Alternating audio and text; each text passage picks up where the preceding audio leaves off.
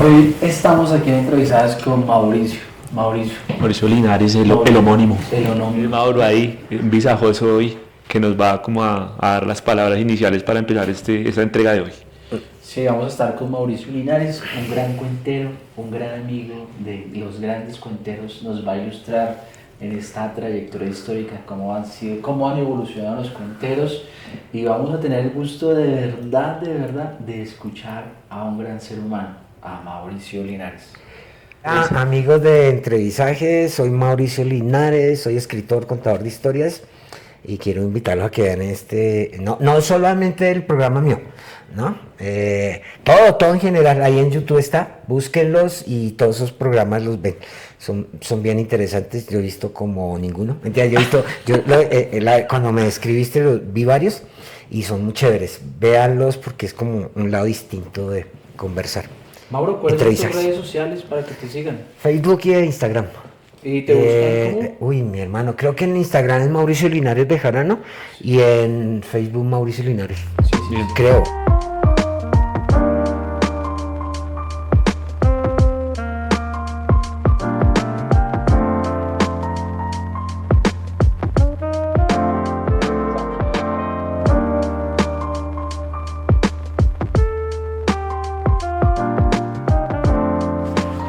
¿Cómo se llama el libro? El murmullo de las palabras olvidadas. Y el otro se llama Ser mujer, ser palabra. Ese es el que yo vi en Facebook. Ese es el que estoy por digital, porque los otros están agotados. Y ese de Ser mujer, ser palabra lo había sacado en físico. Gasté 2 años vendiendo 250 copias y la gente ya no lee en físico. Entonces dije, no, ni mierda, lo saco. Samuel Vela fue el que me dijo, Samuel Vela, que es un comediante, me dijo, sácalo en digital y yo te lo promociono. Y él lo promocionó en su canal y empecé a venderlo en digital y en 2 meses había vendido 400 libros. ¿Cómo aparece la vaina de la cuentería, huevón, en su vida? Mauricio. Ya me cambié el nombre. Es Sí, es que es Andrés el gato. es que le está preguntando esa al gato. ¿Papá le enseñó a cuentear o no? ¿Cómo aparece en la cuentería en mi vida? Es que yo soy de Buenaventura y en Buenaventura se cuenta. O sea, en Buenaventura tú tienes como 4 opciones en la vida. Ser músico, bájate de ahí, mono. Ser músico, Romeo. Una es ser músico, que eso es innegable. Yo creo que todo el que nace en Buenaventura es músico, literalmente. La otra es trabajar como burro, joderte allá en el puerto, y las otras 2 son innombrables, ¿no? Pero hay entonces yo me fui a estudiar, yo me gradué a los 15 años y me fui para la Universidad del Valle a estudiar literatura y la empecé a pasar muy mal, porque pues tenía 15 años. En esa época tener 15 años no era, tú podías tomar, entrar a bares, o sea, no estaba como tan, no era ilegal realmente. Y yo trabajaba en bares, pero pues me quedaba sin trabajo muy seguido. Y pues no tenía cómo sostenerme, entonces a veces me tocaba dormir en la calle, ¿no?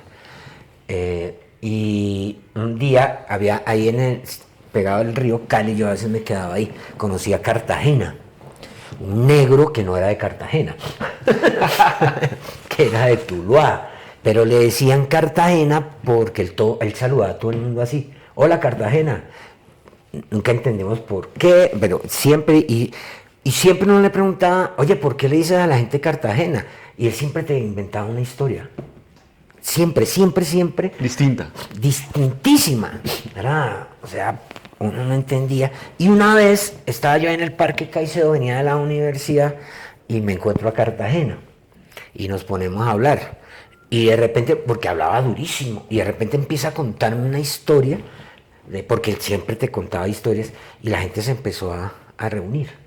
Y entonces me dice, Cartagena me dice, Cartagena, ve, coge esta gorrita y le pedís plata a la gente. Y yo pasé y claro, hizo dinero. Entonces me dijo, mira, aquí tenés para tu piecita, aquí tengo para la mía. Y vamos a ver lo que sobra a comer, ¿no? Y yo dije, ves, tan chévere esto, ¿no? Y me acordé que en mi pueblo se contaba historias, pero no se cobraba, porque era como sentarse a tomar. Y entonces en la Universidad del Valle, un día yo en las mismas, sin dinero, ¿no? Me paré y dije, voy a hacer lo que hizo Cartagena. Y empecé a contar. O sea, me acordé de una historia que contaba mi abuela. Y el resto empecé a inventarme maricadas. Yo dije, puta, hay que ser mentiroso para sobrevivir. Entonces empecé a inventarme cosas y empezó a llegar gente y entonces yo empecé a pedir dinero. Y viví mucho tiempo así. Y entonces ya termino, hay un festival que se llama Mujeres en Escena, que lo organizaba Orlando Cajamarca, el de Esquina Latina. Y ahí fue Margarita Hurtado, que era la mamá grande del Pacífico, una señora gordísima.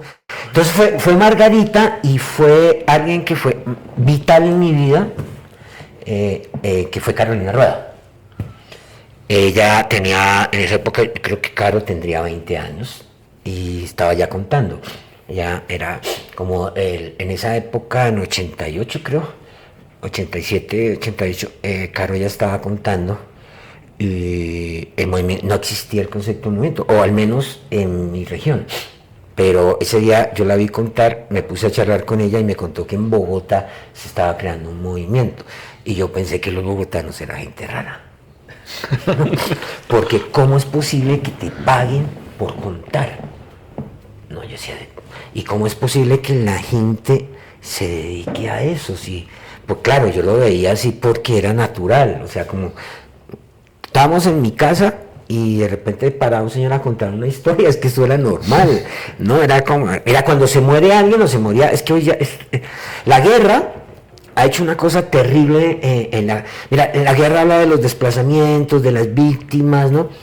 Pero ha hecho una cosa mucho más terrible, es quitarnos la memoria cultural, ¿no? Mucho folclore, mucho movimiento cultural ha desaparecido por la guerra. Entonces, Buenaventura, cuando la gente muere, mira, es bellísimo, ya casi no se ve, creo que ni se ve. Tú comprabas un vestido para el día de tu muerte y lo podías tener en el armario años, nunca te lo podías poner. Y el día que te morías, estrenabas vestido. ¿Entendés? Y porque uno no puede llegar la teoría es que uno no puede llegar donde el creador mal vestido, porque pues, es el creador. Y luego te amarraban un lazo donde le hacían nudos, porque subir al cielo pues hay que escalar, entonces el lazo. Y sin zapatos, ¿no? Te lavaba los pies sin zapatos porque uno no puede llegar, uno cuando llega donde el creador tiene que llegar descalzo porque es humildad, su hijo estuvo descalzo. Esa era la tradición, claro. Y los dolientes organizaban una fiesta, los invitados llevaban trago, había comida y llegaban los chisteros, que empezaban a echar chistes en todo el velorio. ¿Ah, sí? Sí, de todo el mundo se reía. Velorio sin chistero era un velorio que el tipo seguramente había sido malo, o la señora. ¿No? Entonces, allá en Buenaventura. Sí, en el Pacífico, en todo el Pacífico. Sí. Eso se perdió por la guerra, ¿no? Claro. La guerra nos lo quitó, los paramilitares, la guerrilla, el narcotráfico, el ejército, nos robó eso, nos lo asesinó, muchas cosas más. Y entonces para mí eso era natural, ¿no? Claro. Yo decía, pero ¿cómo podés cobrar por, si acaso vas y te dan comida y trago? Era, ¿no? Y entonces yo quedé con la duda y resulta que yo me vine a Bogotá porque yo no encontraba trabajo en Cali, yo tenía 19 años. Eso fue en el 88. Y voy caminando, porque aparte me pierdo llegando a Bogotá. Me perdí. Yo también. Yo venía para el 7 de agosto, donde vivía mi mamá, me perdí. Entonces venía caminando por el centro y me encuentro a Carolina Rueda. Y ella se acuerda de mí. Yo me acordé de ella, pero dije, Tañuela, que se acuerda, esta chica que se acuerda. Entonces me abrazó, le conté que estaba perdido, me dijo por dónde coger. Creo que me pagó un taxi. Y me dijo, ¿por qué no te pasas a la Nacional? Que allá están creando un grupo de cuenteros. Y yo me fui para la Nacional al otro día. Y sí, había un grupo de cuenteros. Estaba Oscar Corredor, Jorge Navarro, José Flores, William Díaz, que para mí ha sido el mejor cuentero bogotano que ha habido. Y el siguiente es Oscar Corredor. Estaba Fernando Rodríguez, Connie, Gustavo González, Albatros, que ahora es un tipo que viene fuera del país y es escritor para Fox y Netflix y eso. Era Juan Sin Miedo, que ahora vive en Calarca, y yo, ellos, no los 10. Jorge murió y Mauricio Duque. Y yo llego y empiezo a hablar con ellos, pero así, me acogen de una, y ahí empezó todo. Genial. Pero yo tenía planeado, dije, no, pues yo cuento por ahí 4 añitos, ¿no? Dime. Oiga, Mauro, digamos que después de esa camada generacional que yo creo que podemos hablar de que fue pionera, si se quiere, No, o antes no, había que... sí, antes.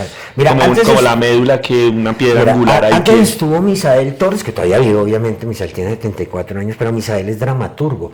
Es el dramaturgo más importante de Colombia y uno de los más importantes de América, ¿no? Tú vas a cualquier país de América Latina y saben que eres colombiano y tienes que ver con la escena. Se te acerca un director o un actor de teatro y lo primero que te pregunta es por Misael, ¿no? Es lo primero. Sí. ¿No? Y bueno, y lo segundo que hace es contarte una anécdota con Misael, que bueno, son supremamente divertidas. Y eso, y Misael ya contaba, es que el único juglar que existe en Colombia se llama Misael Torres, de resto no hay. Hay algunos que se ponen el nombre de que fulanito juglar, no, solo es Misael, no hay más. Y luego llega Georges Binoche, Georges Perla y Jean-Marie Binoche. Jean-Marie Binoche es el padre de la Binoche, la actriz francesa, la que hizo una película llamada Chocolate, que la hizo con Johnny Depp. El padre de ella llega acá y dictan unos talleres y ahí lo toman un actor de Misael que se llama Diego Beltrán, un señor que se llama Carlos Pachón, y varios, pero se gradúan. Y ellos dos se quedan, Carlos se dedica se convierte en narrador oral, el taller de él era animación de objeto, y es tomar, por ejemplo, esta botella y convertirla en mujer, en hombre, en carro, en perro, en la escena, ¿no? Entonces él se volvió especialista en eso. Diego también lo hizo, pero Diego se dedicó mucho más a la actuación, porque él es actor. Esos fueron como los primeros, ¿no? Los primeros, y estaba Alecos. Alecos es un señor como de 40 centímetros, no como de uno, es más bajito que yo, y eso ya es, eso ya es enanismo, ¿no? Y él es, creo que de los pocos artistas, la cuentería no tiene tanto artista, pero Alecos es un artista, porque él es diseñador gráfico, es artista plástico, es músico, es versátil y es un gran contador de historias. Estaban Alecos también. Entonces eran como los primeros. Y luego ya llegó este señor Francisco Garzón Céspedes, el cubano, montaron el taller ahí en el TPB y de ahí surgieron Luis Liévano, Carlos Pachón lo estaba también tomando, surgió Dorita Triviño, Caro Rueda, Jaime Riascos, que es el amor de mi vida, don Germán Cubillos, que después se convierte en un gran amigo y un gran maestro, Nelly Pardo, ¿no? Demetrio Vallejo, y al tiempo estábamos nosotros, los niños malos de la cuentería, porque los del TPB nos miraban como, es que ellos no son profesionales, ¿no? Es que ellos se van a retirar cuando se gradúen, ¿no? Lo más chistoso era que ellos hablaban de eso y no sabían que yo ya me había graduado de la universidad y estaba terminando una maestría.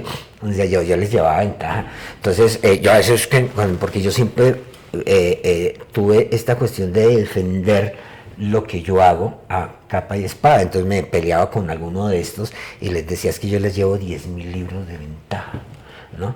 Entonces eso los ofendía y bueno.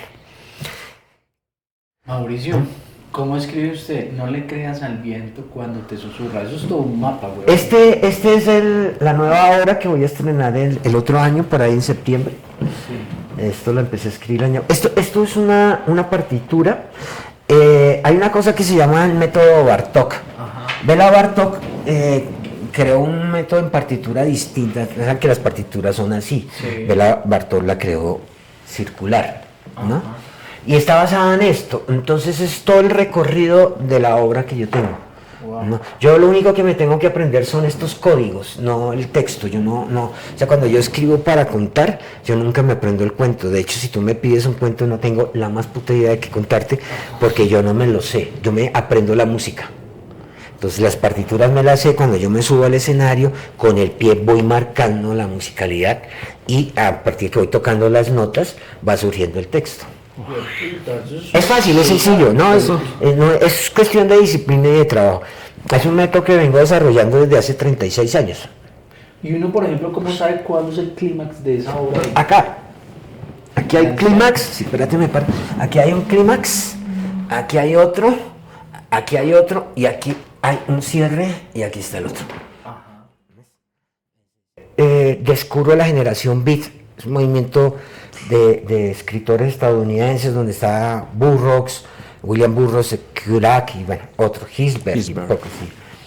Y este pendejo del Kerouac escribe una novela escuchando a Thelonious Monk, el pianista de jazz. Y yo dije, ve, ¿cómo se hace eso, no? Primero no tenía idea qué era el jazz y segundo no tenía idea quién era Thelonious Monk. Y pues porque yo escuchaba punk, yo soy punketo desde los 13 años, entonces mi mundo era limitadísimo. Yo pensaba que solo existía el currulao, los negros, la gente que nos odiaba a los negros y el punk. No había nada más, el resto no tenía idea. Y Héctor Lavoe. Y uno que otro guarito, huevón. No, el aguardiente blanco del Valle, sí, claro, sí. claro. Pero yo tomaba Chamber, que era económico. Más, claro. Y entonces dije, ve, está tan loco esto, ¿no? Yo pensando, ¿no? Y ya estaba yo en la universidad, y entonces le digo a un profesor, profe, imagine que yo como el gran descubridor, investigador del mundo, ¿no? O sea, yo dije, este viejo no sabe, este huevo, ¿qué va a saber? Por lo mismo, por la prepotencia le digo, mira, profe, vos sabés que existe Tata, y se quedó, pues claro que sí. Y empezó a contarme cómo era, entonces yo le explicaba, ve, profe, ¿qué es Thelonious Monk? Ese es un músico de jazz, ¿y qué es el jazz?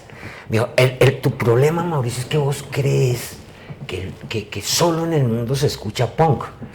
Y yo lo miro y le digo, ¿se escucha algo más? Sí, o sea, para mí era el punk. Claro, yo sabía que había rock y un poco de pendejas, pero... Entonces me pasó un cassette con jazz. Y ahí, en ese momento, mi vida se rompió. Totalmente. Porque escucho a John Coltrane, a Eric Dolphy, a Duke Ellington, a Thelonious Monk, escucho a Miles Davis, a Billie Holiday, que fue la mujer que más me transformó la vida. Y yo dije, mierda, existe la belleza, ¿no? Y cuando escucho a Billie Holiday, digo, se puede hacer del horror algo bello. Yo por dentro estaba roto y no sabía cómo. Y cuando la escuché cantando, dije, sí, también. Está roto, se puede estar. Y ahí entendí todo el concepto de la música y me metí a música. Mauro, el tema de la narración oral y la cuentería que ha tenido como discusiones entre los que hacen ambas clases de líneas, bueno, tú lo desarrollarás ahorita, hay una confrontación entre las dos, hay, el tema de narración oral es como la profesionalización de la cuentería, de es que plaza. Es lo mismo, no es lo mismo, o sea, hay gente que le dice cuentería, otros le dicen narración oral, otros el tema de los espacios, de pronto es la discusión. Sí, son pendejadas, mira, eso ha sido toda la vida desde que yo tengo memoria, 36, 37 años, a nosotros lo tuvimos que vivir, ¿no? Que nos decían que no éramos profesionales. Y yo digo, pero profesional, ¿qué putas es, no? Y hoy, por ejemplo, yo tengo unos chicos, no son míos por fortuna, porque puta, les podría hacer algo útil, pero son amigos míos, los quiero muchísimo, más que otra cosa en la vida los quiero mucho, que son Yebrail y Bicho Crespo. Bicho Crespo, sí. Los del Chorro. Y yo los defiendo a capa y espada porque ellos los atacan mucho, porque es que mire, son de calle, es que ellos cuentan historias de otros, y yo digo, estos hijos de putas también hacen lo mismo, cuentan historias de otros, ¿no? Bicho Crespo fue estudiante de nosotros en la universidad. No, son un amor, yo a ellos dos me parecen dos tipazos, sí. Y yo no tengo ningún lío de ir allá, ponerme a hablar con ellos, mamar gallo, he ido a festivales con ellos, no. Pero sí hay una discusión que es muy pendeja, sí. Porque finalmente siento que, por ejemplo, el que trabaja en calle está haciendo mejor labor que el que trabaja en sala. Genial. ¿No? Yo en 4 años, en 3, digamos, si contamos este pedacito de año que queda, porque estamos ahorita, ¿no? Sí. Pero cuando ustedes salgan ya está diciembre, ¿no? Sí, puta. Sí, rápido. Sí, no, esta marica acaba rápido, ya acabó enero.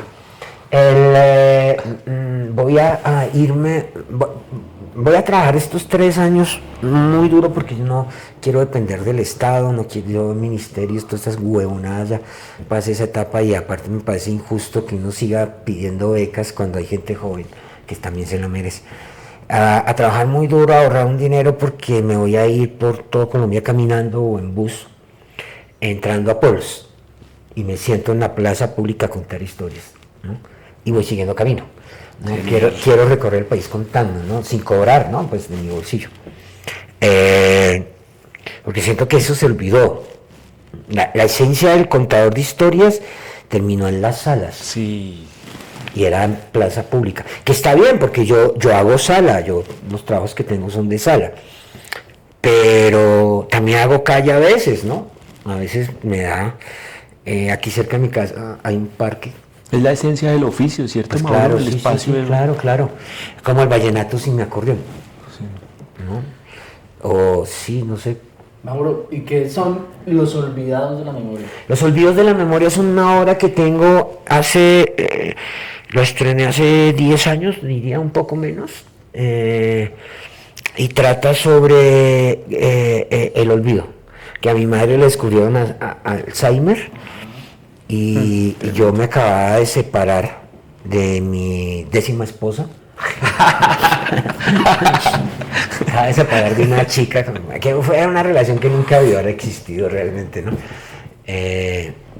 Sí.